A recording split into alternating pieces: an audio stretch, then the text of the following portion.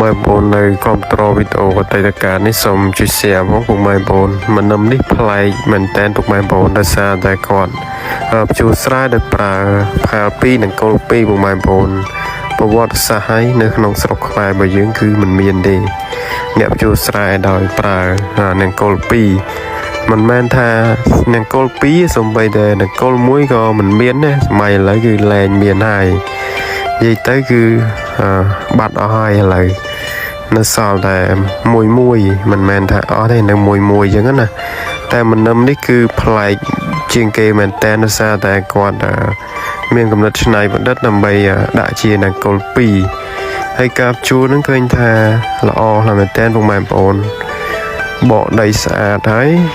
និយាយរំទៅមើលទៅអត់ឃើញមានស្មៅមានអីទេចាំតាមជាក់ស្ដែងយើងមើលទៅគឺល្អណាស់មែនតែនចំពោះដីនេះរៀងជក់ទឹកបន្តិចពុកម៉ែបងប្អូនប៉ុន្តែគាត់ថាមិនអីទេប៉ុណ្ណឹងគាត់ថាវារៀងមើលទៅរៀងតាំងបន្តិចគាត់ថាជួទៅស្អាតពុកម៉ែបងប្អូនដីនេះគឺដីដែលយើងទុកចោលរៀងយូរដែរហើយដីខ្សាច់ពុកម៉ែបងប្អូននឹងស្រាប់ហើយគឺឲ្យតែមានភ្លៀងមកជោគជាំនឹងតែរៀងជក់ទឹកចឹងណាពុកម៉ែបងប្អូនហើយការថតនេះគឺខ្ញុំថតចេញពីខេត្តកំពង់ស្ពឺពុកម៉ែបងប្អូនមានពុកម៉ែបងប្អូនសួរច្រើនដែរថាថតនៅណាអញ្ចឹងណាហើយបញ្ជាក់ដែរថាវីដេអូនេះថតចេញពីខេត្តកំពង់ស្ពឺថតឆ្ងាយណាស់ពុកម៉ែបងប្អូនអើយហើយជិះម៉ូតូដើរថតក្តៅផងត្រជាក់ផងដើម្បីចង់ឲ្យបានពុកម៉ែបងប្អូនមានវីដេអូអតីតកាលទស្សនាទោះបីជាមិនមានអ្នក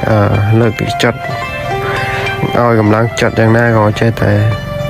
ថតទៅពុកម៉ែបងប្អូនចឹងជួយ share ជួយ follow page ឲ្យពុកម៉ែបងប្អូនណាដើម្បីលើកកម្លាំងចិត្តក្នុងការថតនេះផងដោយសារតែការថតនេះមិនបានជាប្រយោជន៍អីទេដល់ខ្ញុំមក